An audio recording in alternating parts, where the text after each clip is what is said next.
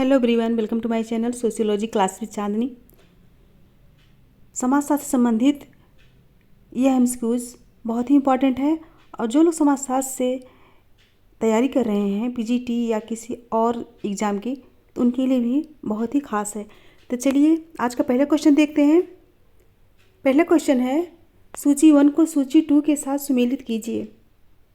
सूची 1 में है पुस्तक और सूची 2 में है लेखक, तो मिलान करना है।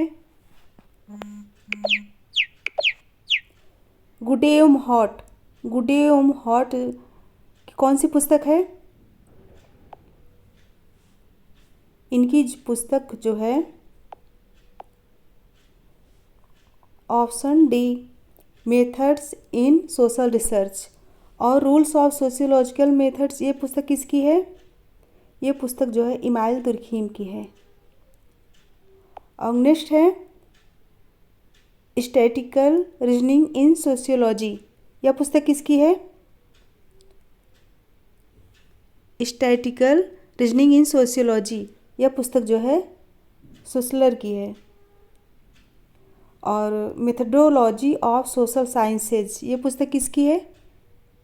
मेथडोलॉजी ऑफ सोशल साइंसेज, यह पुस्तक जो है मैक्स वेबर की है। तो कूट कौन सा राइट होगा देखते हैं। इसमें कूट जो है ऑप्शन डी राइट होगा। 3, 4, 2, 1 बाद में देख के अच्छे से मिलान कर लीजिएगा। नेक्स्ट क्वेश्चन है, सामाजिक तथ्यों पारदृश्य को सामाजिक वस्तुओं जैसे समझा जा सकता है, यह विचार किसने प्रतिपादित किया है? ऑप्शन है A Merton, B Paul, F Lazarsfeld, C Durkheim और D Max Weber. Question number 2 का राइट आंसर दीजिए। कौन सा राइट होगा? ऑप्शन सी, दुर्खीम। दुर्खीम जो है सामाजिक तथ्यों को सामाजिक वस्तुओं जैसा समझते हैं और the rules of sociological method में इन्होंने सामाजिक तथ्यों की अवधारणा को पेश किया और इनके अनुसार सामाजिक तथ्य कार्य करने, सोचने एवं अनुभव करने के तरीके हैं जो व्यक्तिगत चेतना के बाहर भी अस्तित्व को कायम रखते हैं।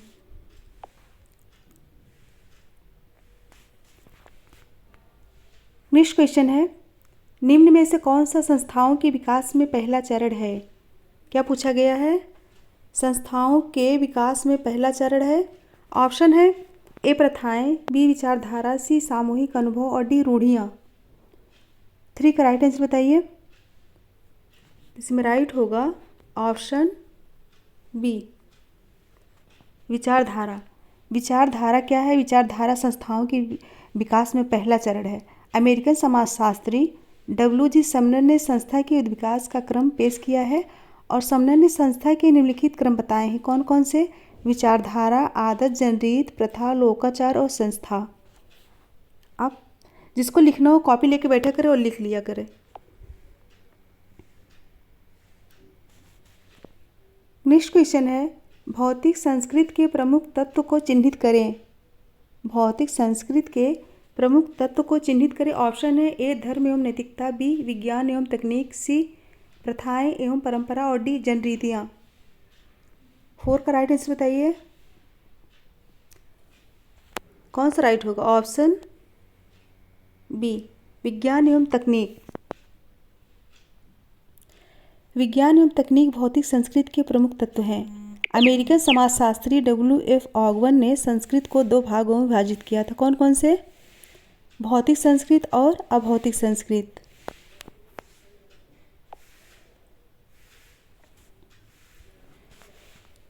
नेक्स्ट क्वेश्चन है, निम्न में से कौन सा खुली स्तरीकरण व्यवस्था का संकेत है? किसका पूछा गया है? खुली स्तरीकरण व्यवस्था का संकेत है। ऑप्शन है विजातीयता, बी जाति, सी वर्ग और डी धर्म। क्वेश्चन नंबर 5 का राइट आंसर बताइए। कौन सा राइट होगा? Option C, option C right होगा। वर्ग खुली स्तरीकरण व्यवस्था का संकेत है। एक सामाजिक वर्ग लोगों अथवा परिवार का वह योग है जिसकी आर्थिक परिस्थिति समान होती है या वे समान सामाजिक स्थिति के होते हैं। सामाजिक वर्ग में वर्ग चेतना के दर्शन होते हैं तथा यह खुली संरचना है।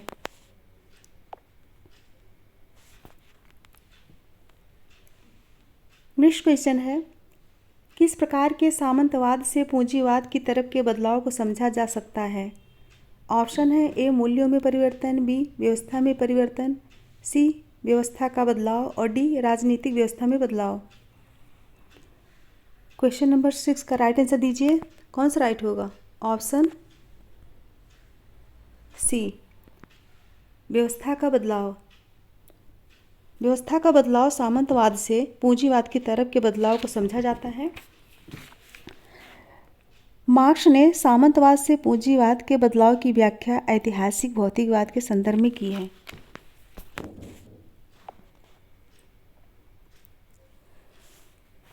नेक्स्ट क्वेश्चन है, निम्नलिखित में से समुदाय की विशेषताओं को पहचानिए। समुदाय की विशेषताओं को पहचानिए। ऑप्शन है ए सामूहिक जीवन, बी ऐच्छिक सदस्यता और सी अस्थायी सदस्यता और डी निश्चित उद्देश्य। क्वेश्चन नंबर 7 का राइट आंसर दीजिए, कौन सा राइट होगा? ऑप्शन ए सामूहिक जीवन। सामूहिक जीवन समुदाय की विशेषताओं में शामिल है और समुदाय का तात्पर्य भूभाग की एक ऐसी इकाई है जिसमें जनसंख्या का निवास है और जिसके पास सामान्य विशिष्ट संस्थाएं हैं और जिनके माध्यम से सामान्य जीवन संभव है। और समुदाय के प्रमुख आधारभूत तत्व कौन कौन से हैं? आधारभूत तत्व निश्चित भूभाग और सामुदायिक भावना, सामान्य जीवन और नियमों की एक सामान्य व्यवस्था। फ्रेंड्स, अगर पसंद आए मेरी क्लास तो लाइक ज़रूर कीजिएगा। आई होप आप लोगों को ज़रूर पसंद आएगी ये क्लास।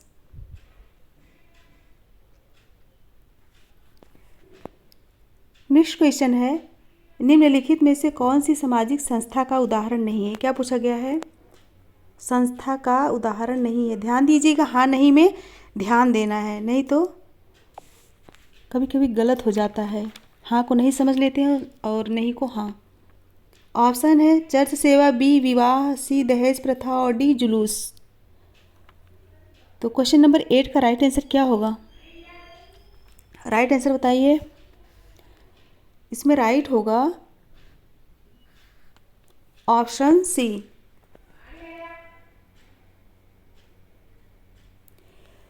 दहेज प्रथा। भारत में दहेज प्रथा को हुंडा या वर दक्षिणा के नाम से भी जाना जाता है। ऋग वैदिक काल में दहेज प्रथा का कोई औचित्य या मान्यता नहीं थी।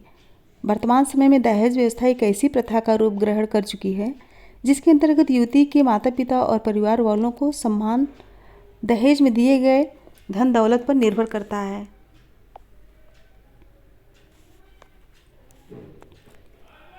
नेक्स्ट क्वेश्चन है, बेटा प्रदत्त प्रस्थित है। नेक्स्ट क्वेश्चन है, इनमें से कौन प्रदत्त प्रस्थित है? इनमें से कौन प्रदत्त प्रस्थित है? ऑप्शन है ए पुजारी, बी सिपाही, सी पति और डी बेटा। इसमें राइट आंसर बताइए। इसमें राइट होगा ऑप्शन डी बेटा। प्रदत्त प्रस्थित को आरोपित प्रस्थित से भी जाना जाता है। अनेक परिस्थितियाँ ऐसी हैं जो व्यक्ति को जन्म से प्राप्त हो जाती हैं। इसमें व्यक्ति की योग्यता अथवा कार्यकुशलता का कोई योगदान नहीं होता है। प्रदत्त प्रस्थित के प्रमुख आधार हैं कौन कौन से? लिंग भेद, आयु भेद, नातेदारी, जन्म, जाति, प्रजाति, गोद लेना, वर्ग आदि। ये सब प्रदत्त प्रस्थित के उदाहरण हैं।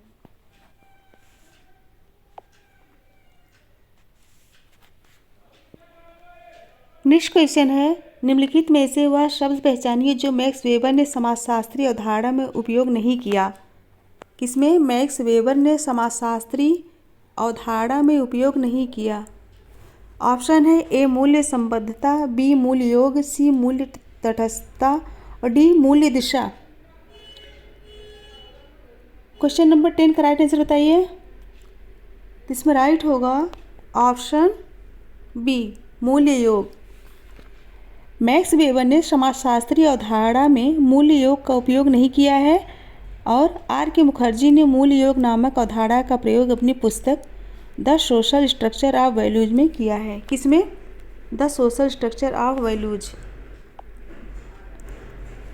नेक्स्ट क्वेश्चन है, ब्लूमर के प्रतीकात्मक अंतःक्रियावादी सिद्धांत के अनुसार मूर्त जैसे शब्द का क्या अर्थ है? मूर्त जैसे शब्द का क्या अर्थ है? ऑप्शन है ए चीज़ों में सहज, बी संस्कृत में उपस्थित, सी व्याख्यात्मक प्रक्रिया के आधार पर वस्तुओं को हल करने के लिए आना और डी कार्य खत्म होने के पहले ही कर्ता द्वारा अर्थ देना। क्वेश्चन नंबर 11 का राइट आंसर दीजिए। कौन सा राइट होगा? ऑप्शन सी व्याख्यात्मक प्रक्रिया के आधार पर वस्तुओं को हल करने के लिए आना। ब्लूमर के प्रतीकात्मक अंतःक्रियावादी सिद्धांत के अनुसार मूर्त जैसे शब्द का अर्थ है व्याख्यात्मक प्रक्रिया के आधार पर वस्तुओं को हल करने के लिए आना। और प्रतीकात्मक अंतर्क्रिया पद का प्रतिपादन जो है ब्लूमर ने अपनी पुस्तक symbolic interaction perspective and method 1969 में, ये पुस्तक कब आई थी? 1969 में। और अमूर्त का अर्थ है जिसका कोई ठोस आकार न हो, अर्थात जो स्थान न घेरती हो, जिसका कोई आकार न हो और जिसको स्पर्श न किया जा सके और जिसको उठाया अथवा रखा न जा सके।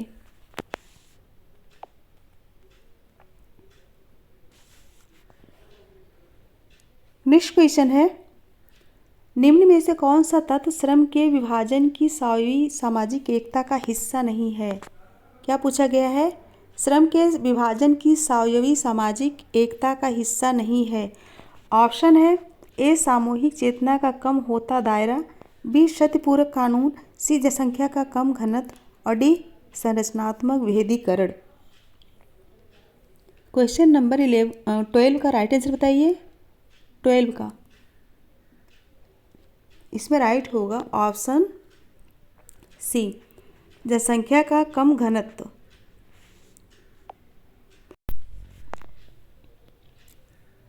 कौन सा राइट होगा? ऑप्शन सी जनसंख्या का कम घनत्व। सी ऑप्शन राइट होगा।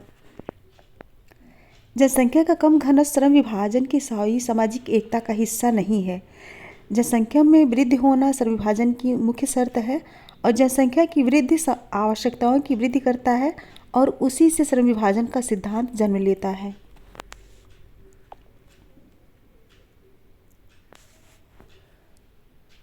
नेक्स्ट क्वेश्चन है, निम्न में से कौन से सिद्धांत शास्त्री समाज को द्विमुखी मानते हैं?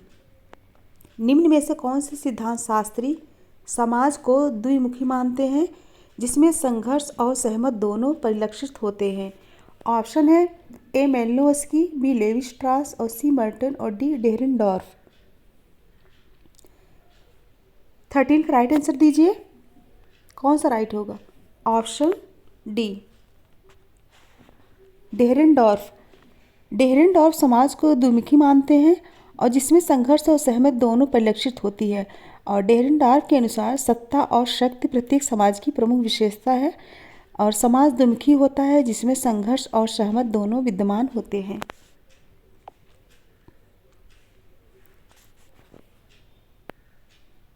नेक्स्ट क्वेश्चन है, लेवी स्ट्रॉस और रेडक्लिफ ब्राउन के मध्य संरचना की अवधारणा को लेकर विवाद है और वह निम्न में से है। ऑप्शन है ए आनुभविक वास्तविकता, बी संबंधों का समुच्चय, सी भूमिकाओं की समष्टि और डी परिस्थितियों का स्वरूप। क्वेश्चन नंबर 14 का राइट आंसर बताइए। कौन सा राइट होगा? इसमें राइट होगा option A. Option A right होगा। लेवी स्ट्रास और रेडक्लिफ ब्राउन के मध्य आनुभविक वास्तविकता की संरचना की अवधारणा को लेकर विवाद है और हर्बर्ट स्पेंसर ने सामाजिक संरचना शब्द का प्रतिपादन अपनी सुप्रसिद्धीकृत प्रिंसिपल्स ऑफ सोशियोलॉजी में किया था और रेडक्लिफ ब्राउन ने समाज में व्यक्तियों एवं समूहों के प्रचलित संबंधों को सामाजिक संरचना कहा है।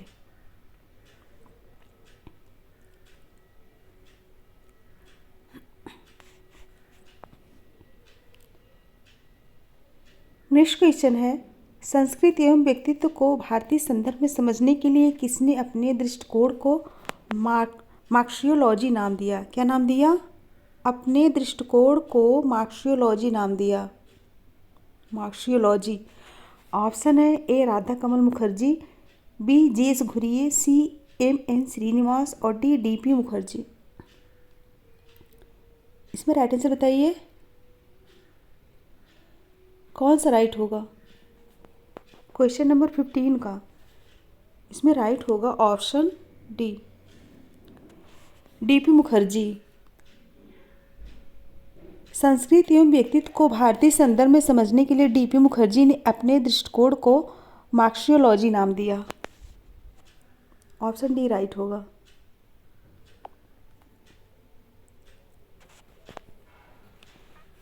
नेक्स्ट क्वेश्चन है, निम्न में से कौन समाजशास्त्रीय अवधारणा सामाजिक असमानता से बहुत निकट से संबंधित है? क्या निम्न में से कौन समाजशास्त्रीय अवधारणा सामाजिक असमानता से बहुत निकट से संबंधित है? ऑप्शन है ए सामाजिक स्तरण, बी सामाजिक वेदीकरण, सी सामाजिक गत्यात्मक और डी सामाजिक नियंत्रण। तो इसमें कौन सा राइट होगा? इसमें राइट आंसर दीजिए क्वेश्चन नंबर 16 का। तो इसमें राइट होगा ऑप्शन ए। सामाजिक स्तरण समाजशास्त्रीय अवधारणा सामाजिक असमानता से बहुत निकट से संबंधित है और सामाजिक स्तरीकरण समाज का उन अस्थायी समूह तथा श्रेणियों में विभाजन है जो परस्पर श्रेष्ठता एवं अधीनता के संबंधों द्वारा संबद्ध होते हैं।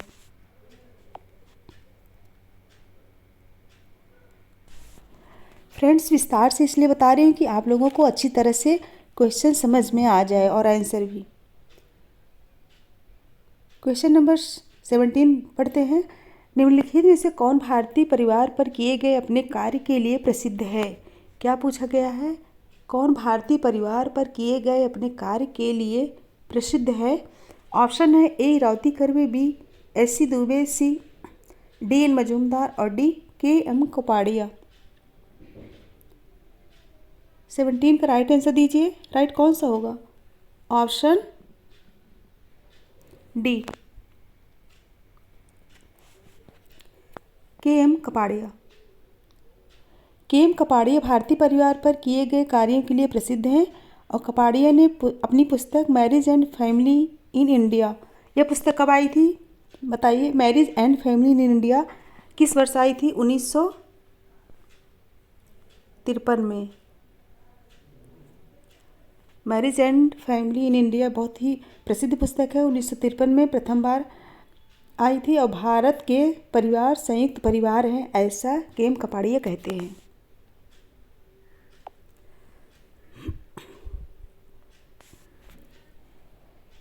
नेक्स्ट क्वेश्चन है, निम्नलिखित में से कौन सही मेल नहीं है? क्या पूछा गया है?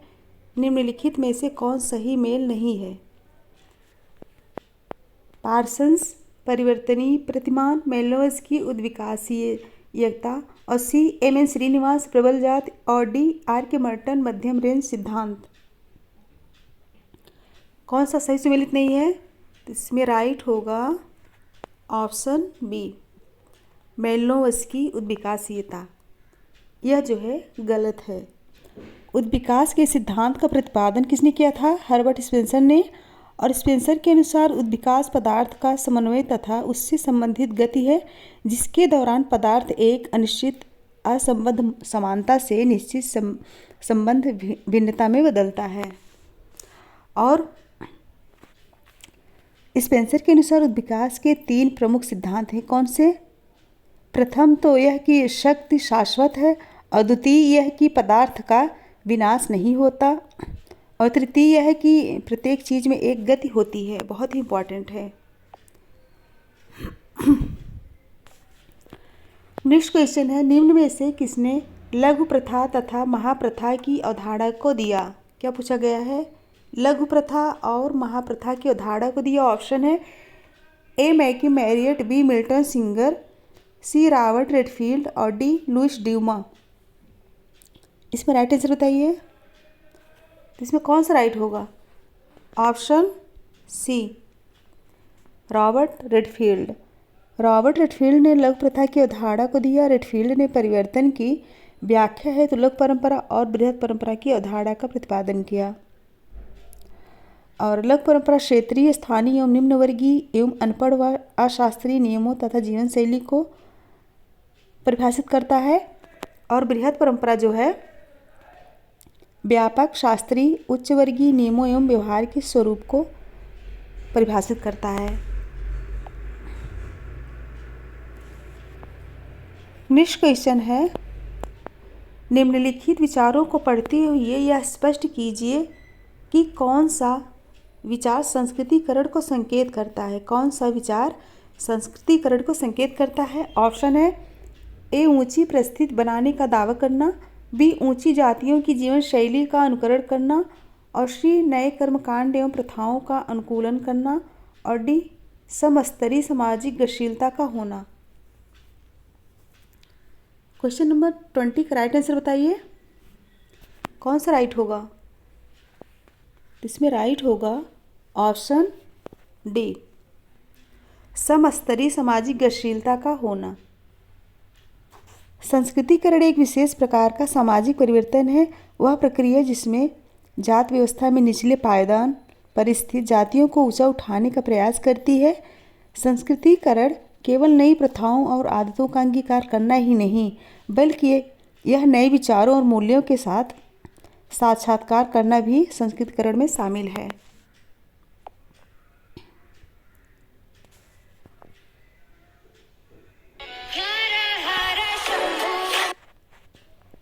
नेक्स्ट क्वेश्चन है, समाज की स्पष्ट व्याख्या करने के लिए सामाजिक संरचना की अवधारणा का प्रयोग सर्वप्रथम किसने किया? अवधारणा का सर्वप्रथम प्रयोग किसने किया? ऑप्शन है A Karl Marx, B Max Weber, C Emmanuel Durkheim, और डी हर्बर्ट स्पेंसर। इसका राइट आंसर दीजिए। समाज की स्पष्ट व्याख्या के लिए सामाजिक संरचना की अवधारणा का प्रयोग सर्वप्रथम किसने किया? 21 का राइट आंसर क्या होगा? Option C Emmanuel Durkheim. Emmanuel Durkheim ने समाज की स्पष्ट व्याख्या करने के लिए सामाजिक संरचना की अवधारणा को सर्वप्रथम प्रस्तुत किया। दुर्खीम ने सामाजिक तथ्यों के कुलयोग को सामाजिक संरचना कहा है और दुर्खीम को प्रकारवाद का जनक कहा गया है।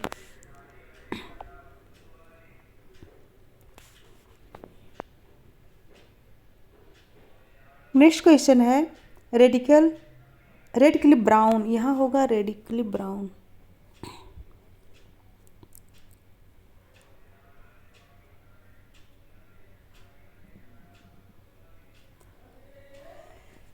रेडक्लिफ ब्राउन यूफोरिया जैसे निर्मित शब्द को चित्रित किए हैं। ऑप्शन है ए एक संतुलन के रूप में, बी एक अक्रम के रूप में, सी एक सामाजिक कल्याण के रूप में, और डी एक सामाजिक उमड़ के रूप में। इसका राइट आंसर दीजिए। 21 का राइट आंसर क्या होगा? ऑप्शन सी एक सामाजिक कल्याण के रूप में। रेडक्लिफ ब्राउन ने यूफोरिया जैसे निर्मित शब्द को एक सामाजिक कल्याण के रूप में चित्रित किया है। ब्राउन ने तात्कालिक संबंधों को यूफोरिया कहा है और ब्राउन के अनुसार समाज में जब स्वाभाविक अवस्था होती है तब उसे यूफोरिया कहते हैं।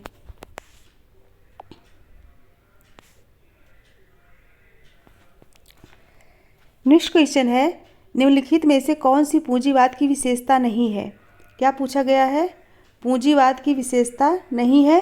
ऑप्शन है ए मुक्त बाजार कारोबार, बी लाभ का अधिकात्मीकरण, सी मुक्त श्रम, डी निजी क्षेत्रों पर सार्वजनिक क्षेत्रों का प्रभुत्व। 22 का राइट आंसर दीजिए। कौन सा राइट होगा?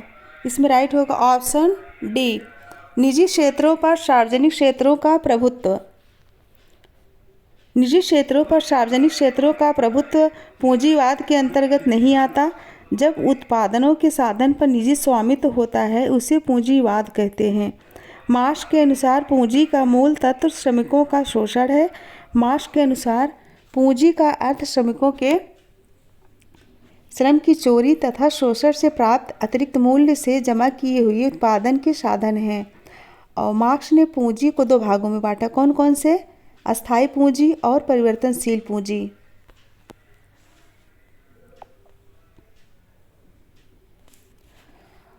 आज बहुत शोर हो रहा है मोहल्ले में। नेक्स्ट क्वेश्चन है, किसने प्रतीकात्मक अंतःक्रियाबोध शब्द का चित्रण किया है? किसने प्रतीकात्मक अंतःक्रियाबोध शब्द का चित्रण किया है? ऑप्शन है A Herbert Blumer, B Erving Goffman, C E होशेल और डी मैनफोर्ड कुन। इसमें राइट आंसर बताइए 23 का। तो इसमें राइट होगा option A Herbert bloomer. Herbert bloomer ने प्रतीकात्मक अंतःक्रियाबोध का चित्रण किया और प्रतीकात्मक अंतःक्रियावाद का प्रतिमापन जो है सबसे पहले हर्बर्ट ब्लूमर ने अपनी पुस्तक symbolic interaction perspective and method में किया।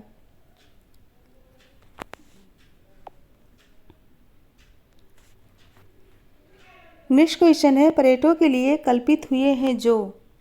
परेटो के लिए कल्पित हुए हैं जो। ऑप्शन है ए प्रथम को मानने वाले, बी नवीन प्रक्रिया की कमी, सी गैर अभिजात वर्ग बनना और डी खतरे उठाने जानते हैं।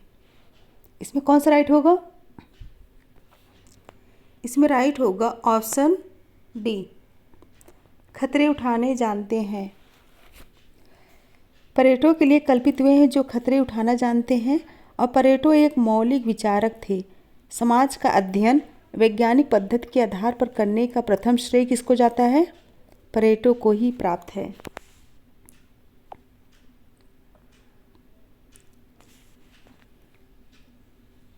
नेक्स्ट क्वेश्चन है, निम्न में से प्रकारवादी सिद्धांतों को एक फील्ड दृष्टि के रूप में समाज को अग्रणी बनाने वाले को पहचानिए। क्या?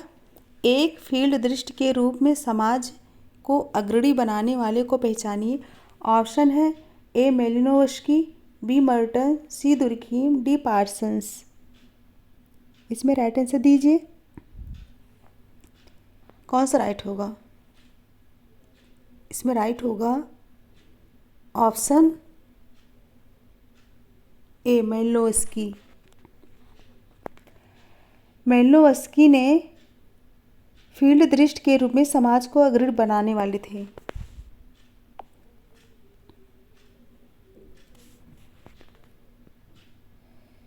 नेक्स्ट क्वेश्चन है, निम्नलिखित में से कौन सा भूमिका संघर्ष का उदाहरण है? भूमिका संघर्ष का उदाहरण। ऑप्शन है ए कार्यरत माँ, बी कार्यरत पिता, सी पुजारी जो साम्यवादी नेता है और डी पति जो बदमाश। गजब ऑप्शन दिए हैं। कौन सा राइट होगा? 26 का राइट आंसर बताइए। ऑप्शन ए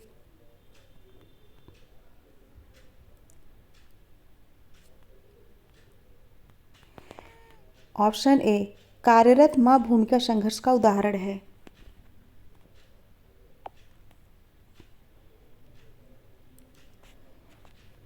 नेक्स्ट क्वेश्चन है 27 का। देखिए, समूह ए के मतों को समूह बी के विचारकों से मिलाते हुए सही चयन करें। गेमिनशाफ्ट व गेशेल्सॉफ्ट यह किसका है? सबको पता होगा। यह तो किसका है? टॉनीज का। गेमिनशाफ्ट व गेशेल्सॉफ्ट जो है टॉनीज की धारणा है। और गुणवत्ता निष्पादन यह किसका है? ये पार्सन्स ने दिया है। और सी है पवित्र व लौकिक। पवित्र व लौकिक का अवधारणा किसने दी? बेकर ने। और प्रदत्त व उपलब्ध यह जो है लिंटन की है। तो कौन सा कोट राइट होगा बताइए? Option C 2 1 3 4। फ्रेंड्स, अगर क्लास पसंद आए तो लाइक ज़रूर कीजिएगा और ज़्यादा से ज़्यादा संख्या में शेयर कीजिए। और जो लोग इस चैनल पे नए हैं प्लीज़ वो चैनल को सब्सक्राइब कर लीजिए।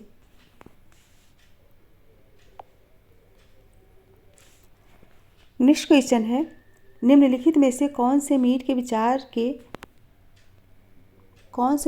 विचार से स्व के हिस्से हैं? इसके स्व के हिस्से हैं। ऑप्शन है ए हम और वह, बी मैं और वह, सी मैं और मुझे और डी मुझे और हम। इसमें राइट आंसर दीजिए।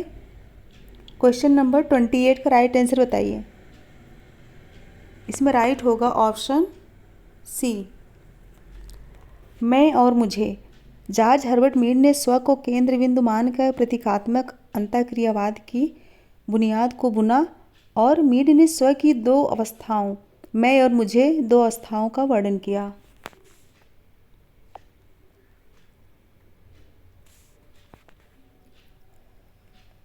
नेक्स्ट क्वेश्चन है, कार्ल मार्क्स के विचार अनुसार पूंजीवाद में लाभ की दर कम होने की आशंका रहती है। क्या पूछे हैं? पूंजीवाद में लाभ की दर कम होने की आशंका रहती है क्योंकि ऑप्शन पढ़ते हैं। ए, वस्तुओं की मांग में कमी आती है। बी, वस्तुओं के उत्पादन में कमी आती है। सी, वस्तुओं के उत्पादन में वृद्धि होती है। और डी, पूंजीपति और कामगार के मध्य संघर्ष होता है। 29 का राइट आंसर बताइए, कौन सा राइट होगा? ऑप्शन सी, वस्तुओं के उत्पादन में वृद्धि होती है। कार्ल मार्क्स के विचार के अनुसार पूंजीवाद में लाभ की दर कम होने की आशंका रहती है क्योंकि वस्तुओं के उत्पादन में वृद्धि होती है और वस्तु के उत्पादन की अधिकता के कारण उसकी मांग में न्यूनता आती है, यानी कि कमी आती है।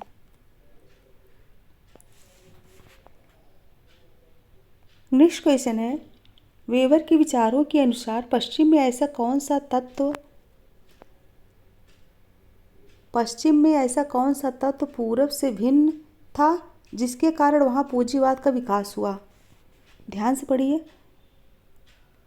ऑप्शन है ए, धार्मिक नैतिकता, बी, तकनीक, सी, तर्कशीलता और डी, विज्ञान।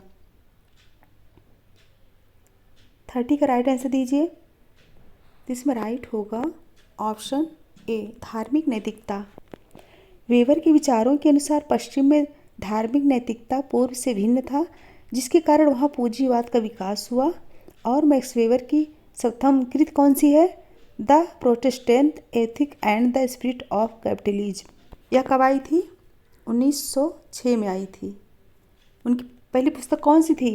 The Protestant ethic and the spirit of capitalism, और जिसमें इन्होंने धर्म के समाजशास्त्र का सर्वोत्तम रूप से व्याख्या की है।